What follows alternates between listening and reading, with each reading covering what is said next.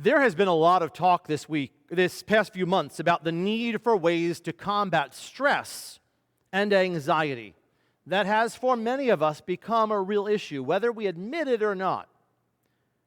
This all sounded really good at first, didn't it? I kind of want to admit that. 2 weeks at home to relax, to chill out, to just work around the garden or maybe clean up the basement. Sign me up.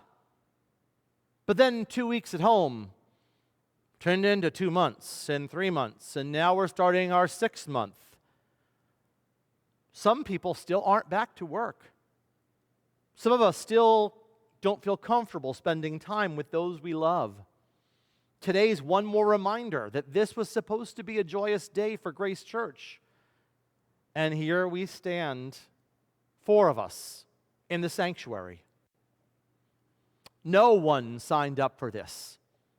And to say that it hasn't had its stressors would be untruthful.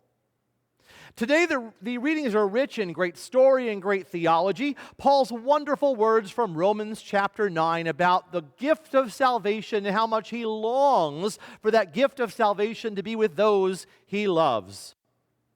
The first reading is Jacob. We read a couple weeks ago about Jacob and angels. Today, another story of Jacob at Peniel as he wrestles with an angel and refuses to give up until he gets the blessing he so deserves.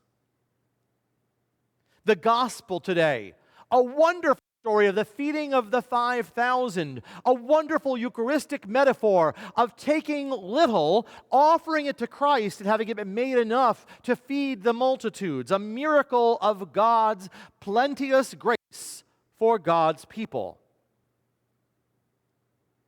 Instead, I don't want to focus on those. I want to focus on an oft overlooked part of the gospel, and here's how it begins. When Jesus heard this, he went off in a boat by himself to a deserted place. When Jesus heard this, when Jesus heard what? What was it that Jesus heard? Was it the sports scores? Was it the weather report? Was it the Dow or the NASDAQ numbers? What was it that Jesus heard? It was the news of the death of his cousin, John the Baptist. It wasn't even just John's death. It was that John was beheaded by the king, Herod Antipas. John was murdered by the state because he refused to stop speaking the truth. He called out the king for what he was, a murderous adulterer who oppressed and abused his own people for his own political and monetary gain. John called out evil in his day, and he paid dearly for it. Now, why does this matter for the story? I'm going to hypothesize for a second, and I might be wrong. I don't think so. I'm going to psychoanalyze Jesus, and that's probably never a good thing to do. But I wonder if Jesus going off to a deserted place by himself wasn't more than just about the death of his cousin. Is part of what Jesus experiencing the reality of his own future as well? His message wasn't really all that different from John's, was it? While John called out the political establishment, Jesus included the religious establishment, the scribes, the Pharisees. Jesus called out evil and oppression in his day. He overturned tables in the temple. He whipped those who abused the poor for their own monetary gain. I wonder if in some way what Jesus realizes today is that this picture, John's murder at the hands of the state, could well, or maybe he knew would well, his own fate too. So whatever his mental state, grief, fear, anxiety, the point is that Jesus got away. He got into a boat and he went to a deserted place by himself. Jesus knew in that moment if he was going to care for others, he needed to care for himself. Even Jesus wasn't an endless fount of healing and provision for everyone else. He still needed time for self-care. So here's my question for you, and it might be a little condemning for you. If Jesus, the Lord of all creation, needed to care for his own spirit and replenish his weary soul, why do we think we don't? We like to be so strong, don't we? We men we don't want to show weakness. We don't want to feel weak. We're embarrassed by weakness and by tears. Women, really not sure you're that much better, but I'll let you guys be the judge of that. Maybe it's an American thing. We're taught to be self-sufficient and proud. We're Americans. We're strong. But whatever it is, guys, it's a lie. And it's a dangerous lie. Self-care is a gift. When I was ordained in the United Methodist Church, we had a hellacious day of interviews with panels of other pastors who were in charge of the ordination process. We had an entire hour of Bible, an entire hour of theology, many hours of interviews, but one of which was an entire panel about self-care. You see, the Board of Ordained Ministry in the United Methodist Church knew rightly that self-care is an important and an essential part of the clergy's success. When I meet with couples who are preparing for a marriage, one of the things we discuss is couples self-care.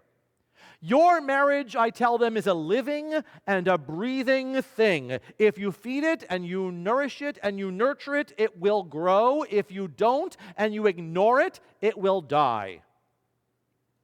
We talk about the need for continuing to date throughout your marriage, and I mean date each other, not others. Let's just be clear. We need to be intentional about carving time out for each other, especially as kids and homes and jobs and mortgages and dogs and lawns and maintenance take over. There are so many things in life that pull at a married couple that they need to spend intentional amounts of time together to nourish their relationship, or life starts to chip away. That same message is important for us as individuals, isn't it? We need to develop practices of self-care. We need to find those sacred, deserted spaces where we can, like Jesus, get away, sort out our feelings, replenish our souls, regather our thoughts, and come back refreshed to serve the world. This time of year is the time we call common time. We've mentioned that many times. We know that a common theme of this time of year is discipleship, serving others, being the presence of Christ for the world around us. And that's all really true. But notice in the Scriptures, Jesus feeds the multitudes, but after he feeds his own soul. The reality is, Jesus knew something today in the gospel that I think we often forget. You can't give anything to anyone if all you have to offer is an empty cup. You're no good for anyone if you're broken and empty yourself. So again, I ask, if Jesus needed time to tend his own soul, why do you think you're invincible? Especially during this corona time. We're under a lot of stress. Anxiety is all around us. Life looks different. And we've said this before, but even if we started to get used to the way things look, I think it's just starting to hit many of us, myself included, that this different is going to be around a whole lot longer than we thought it was going to be. To say it hasn't affected us is not completely true. We've battled loneliness, fear, isolation, uncertainty, missing people we love, grieving those we've lost, and lamenting experiences that we'd looked forward to that didn't become reality. How many of us are not taking the vacation or the trip that we had so looked forward to this summer? Here at Grace Church, we'd planned to be open today, but at the last minute we decided it still wasn't safe. I know in my heart we made the right decision, but it makes me sad. So another uncomfortable question. If you know you need self-care, what are you going to do about it? What are you doing to be gentle with yourself and help find peace when things get anxious? Pray, listen to music, participate in worship, read, garden, walk, meditate, all of the above. Talkspace.com lists 6 easy ways to reduce stress and anxiety in your life. Consider doing less. Take downtime if you need it. Make time for reflection. Think daily about the blessings of your life. Keep a journal if you need to of the things that happened today that brought you joy. Commit to regular exercise because we know that exercise reduces anxiety. Find time to walk or jog or ride a bike. Soak up the sun. We know that sunshine lifts spirits. On a park bench or a front porch, it's proven to lift your mood. Practice meditation. Spend a minute or two, or if you're up to it, longer, practicing slow, deep breathing and just recharging from the world. Get a change of scenery. This one made me laugh in irony. Vacations aren't in the plans for many of us this year. I saw a Facebook post this week that said this year's vacation is to Porta Backyarda. You can still find new spaces to spend your time. Mini staycations at a park or a hiking trail can help to reduce our stress, can refresh us. My point is that each of us will do it differently, but each of us must do it. We're getting to the point now where we're getting used to the new normal.